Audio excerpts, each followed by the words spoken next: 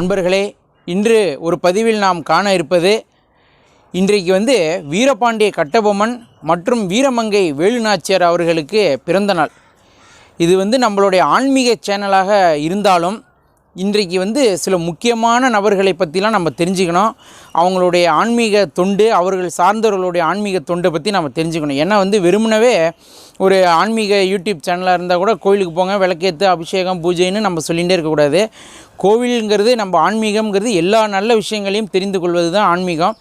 அதனால் இன்றைக்கி நம்ம என்ன பார்க்க போகிறோம், இப்போ நம்மளுடைய விஷயம் என்னென்னு கேட்டிங்கன்னா, வீரமங்கை வேலுநாச்சியார் அவர்கள் நம்ம நாட்டுக்காக வெள்ளையனை எதிர்த்து போராடி மிகப்பெரிய வெற்றியடைந்து வீரமரணம் அடைந்தவர்கள். அது நம்ம எல்லாருக்கும் தெரியும். அவர்களுக்காக உயிர் நீர்த்த ஒரு பெண்மணி இன்று தெய்வமாக வழிபாடு செய்து கொண்டிருக்கிறார்கள். அவங்க யார் அப்படின்னு கேட்டிங்கன்னா, அதாவது வீரமங்கை வேலுநாச்சியார் அவர்களுடைய கணவர் முத்து வடுகநாத தேவர் அப்படின்னு பேர். அவரை என்ன பண்ணுறாங்கன்னா, வெள்ளையர்கள் சூழ்ச்சியால் அவரை கொன்னுடுறாங்க.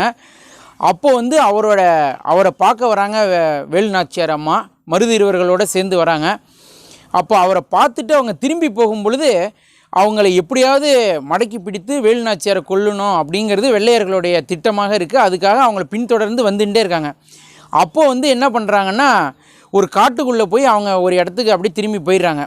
அப்போ வெள்ளைக்காரங்க பின்தொடர்ந்தே வரும்பொழுது திடீர்னு அவங்க மாயமானோடனே அங்கே யார் என்ன ஏதுன்னு பார்க்கும்பொழுது ஒரு 17 வயது உள்ள ஒரு பெண்மணி மாடு மேய்த்து கொண்டிருக்கிறாங்க. வேறு யாருமே அங்கே இல்லை. அப்போ வெள்ளைக்காரங்க என்ன பண்ணுறாங்கன்னா, அந்த குதிரை தடம் அது இதெல்லாம் கணக்கு பண்ணி அந்த பொண்ணுகிட்ட கேட்டால் தான் தெரியும் வேலுநாச்சியார் எங்கே போயிருக்காங்க அப்படின்னு சொல்லி அந்த பொண்ணுகிட்ட கேட்குறாங்க. அந்த 17 வயது அந்த பொண்ணோட பேர் உடையாள் அப்படின்னு பேர்.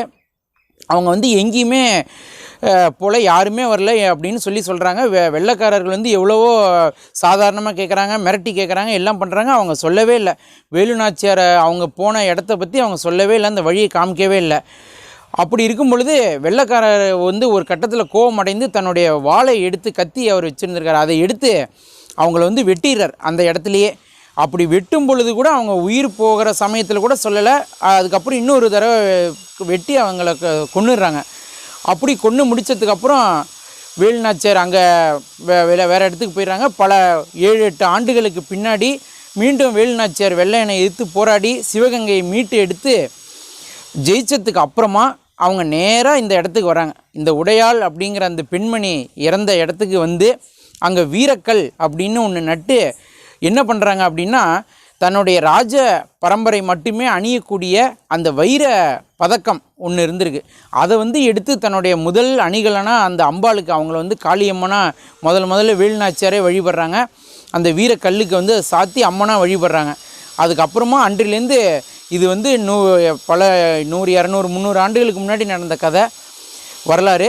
அதை இன்றைக்கும் பார்த்திங்கன்னா அந்த வெட்டுடையான் காளிங்கிறவங்க மிக சக்தி வாய்ந்த ஒரு தெய்வமாகவும் உண்மை நேர்மைக்கான தெய்வமாக இருக்காங்க. இன்றைக்கும் பார்த்திங்கன்னா போலீஸு கோர்ட்டாலே தீர்க்க முடியாத பிரச்சனையை கூட அந்த வெட்டுடையான் காளி கோயிலுக்கு போய் ஒருத்தருக்கு அந்த காசு வெட்டி போட்டு யார் தப்பு பண்ணாலும் அவங்களுக்கு தண்டனை கொடுன்னு சொல்லி வேண்டிப்பாங்க. அதே போல் அங்கே கண்கூடாக நடக்கிறதுனால அந்த காளியம்மன் ரொம்ப விசேஷம். அந்த காளியம்மன் யாருன்னா இப்போ ஒரு 17 வயது உள்ள ஒரு பெண்மணி. அதனால் எதற்காகனா தன்னுடைய நாட்டுக்காகவும் தன்னுடைய நாட்டை ஆண்ட சிவகங்கை சமஸ்தானத்தை ஆண்ட வேலுநாச்சியாருக்காகவும் தன்னுடைய உயிரையே கொடுத்து நம்மளை காப்பாற்று. அன்றைக்கி அவங்க வேலுநாச்சியாரை வழிகாட்டியிருந்தாங்கன்னா அவங்கள அப்பயே வெள்ளைக்காரங்க பின்தொடர்ந்து போயிருப்பாங்க.